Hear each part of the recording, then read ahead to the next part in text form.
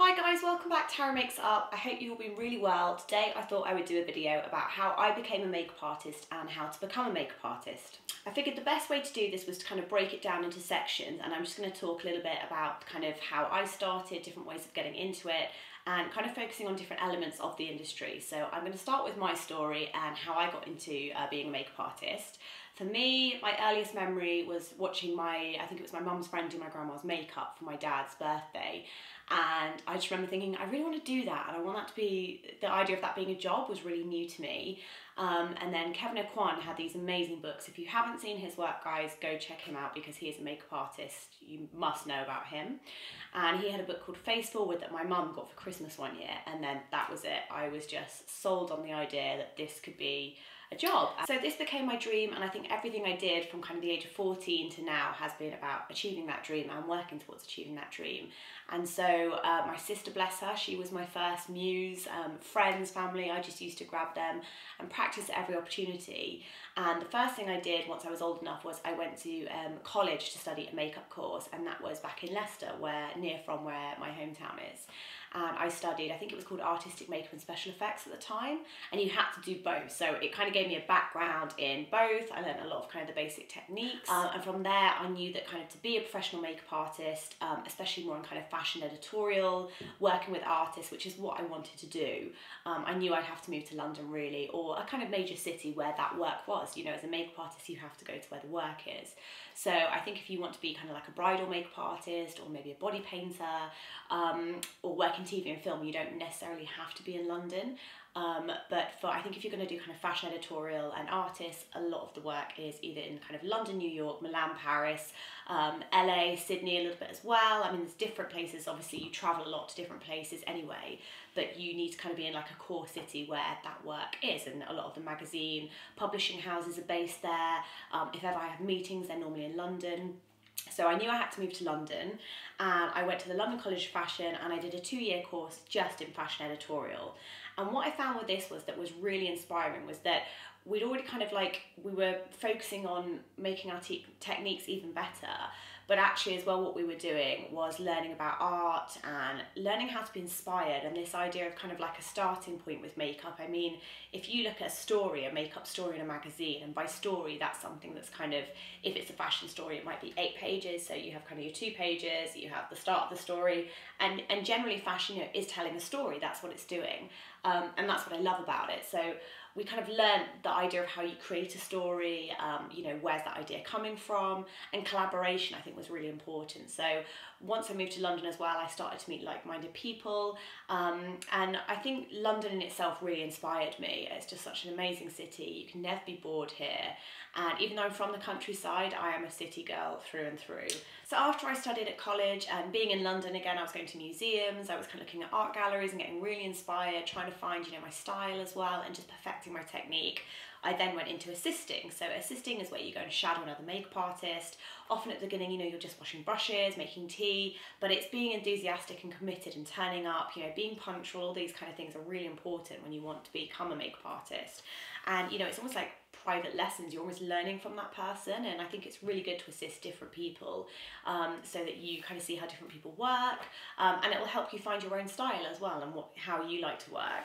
And then it was kind of about building portfolio for me. So that was the thing that, you know, ultimately you're building towards, is building a book that therefore shows your style, shows what you can do, and is what you take to meetings when you're looking to gain a new client, I guess, or, you know, be put forward for a job. I think the industry is very competitive. I think there's many amazing makeup artists. So sometimes what you find is it's not just about being a great makeup artist technically. It's so much more. It's, you know, are you always on time? Are you always enthusiastic, happy to be there? Are you always looking to better yourself? You know, you're only as good as your last job, really. The next section I talk about is kind of looking at once you've got the basic skills. So once you've done a makeup course, or you've kind of started assisting a little bit, and you actually learn, you know, how to do a liner, do skin, you've actually got some of the basics covered. I think it's then you know, looking again, like I said, actually look at magazines, start looking at names, start looking at who's working in the publications you want to work for. If you want to do Vogue ID, these kind of magazines, look who the photographers are, look who the models are, look what agencies they're with, you know, and look at kind of start approaching agencies and assist on a higher level, you know, look at who you want to work with. Also things like Fashion Week. At Fashion Week, if you can get into a show team. When I was younger, I used to do Milan and London quite regularly. Now I'm older, my honest truth is I'm not such a huge fan of Fashion Week. When I was younger, I loved it. It's very fast, it's very stressful, and I think a lot of people kind of thrive on that energy. For me, I love fashion editorial and building a story. That's what I really love, and working with artists to kind of see a brief and then make it become a reality. But definitely go and assist at Fashion Week, because it teaches you to be fast, it teaches you to be on point, and again, just, you know, you've got models coming in late. Everything that can go wrong goes wrong at a fashion show. So it's a really good place to get experience. The other thing you want to do once you've kind of looked at kind of getting your basic skills is start meeting teams. So like I said, once you've been looking at names of people who are in the industry, look at who their assistants are, who else is up and coming.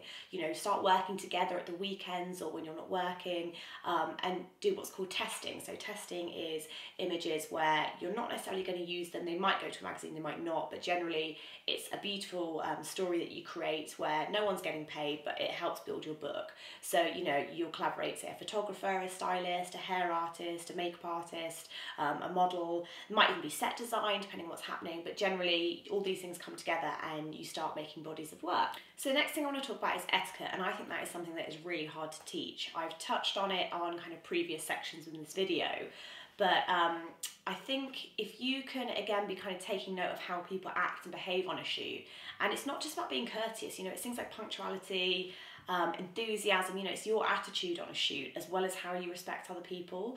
And I do think as well, you know, it's not just about being able to do perfect eyeliner on a shoot, you know, it's how can you really interpret a brief, and, you know, making sure things like your area is really tidy, or, you know, you're looking after the model, you know, especially when you work with artists. They're tired, they're stressed, you know, they've been working long hours and doing lots of promo. So it's how can you make sure that you're the person that gets booked again over another makeup artist? You know, what is it that you do differently? You know, do you just make a really nice, relaxing atmosphere for that person?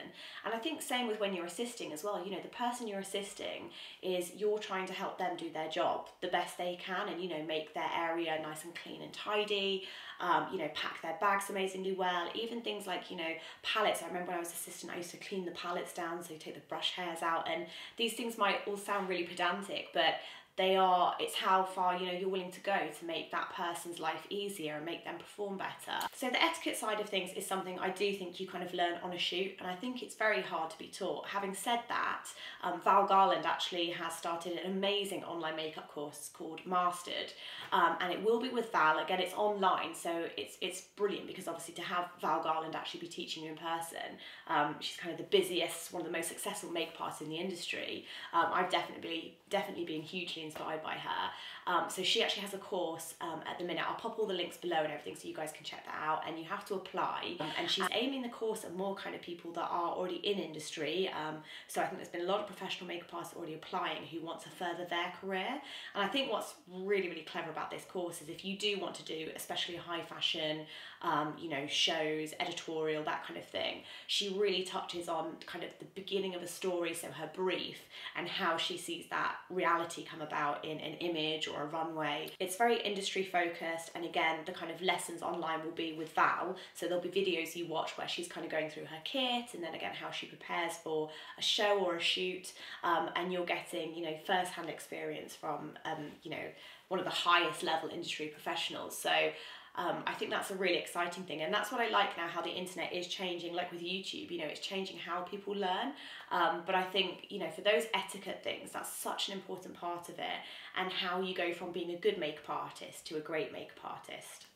So to sum up, I would say it's about being enthusiastic, determined, organised, punctual, I think passionate, and I think always looking to better yourself. And I think the last thing I would recommend being a makeup artist is try and get a website. So once you feel your work's at a standard where you kind of are ready to show what you can do, definitely get some way of showing off that work. So not just, Instagram's brilliant and social media has done wonders for makeup artists all around the world, but I think as well have a network showcase where, you're sending people your work, you're updating them with your work, arrange meetings, make sure your website's great. I always think it's important as well to remember quality, not quantity. So with a website or a portfolio, only put your best work in. If there's something that's mediocre, you'll be remembered as someone who had some great images and a mediocre one. It's better to be only remembered as having great work. So, again, get good at kind of editing your work as well in your websites and what you post about yourself or your work. And I think just stay passionate, work hard and you will get where you want to be, and don't give up. So I hope that was helpful, guys, and quite a waffly long video, but hopefully there's something in there that goes into a little bit more detail about how I became a makeup artist and tips and advice for becoming a makeup artist. See you soon. Thanks very much. Bye.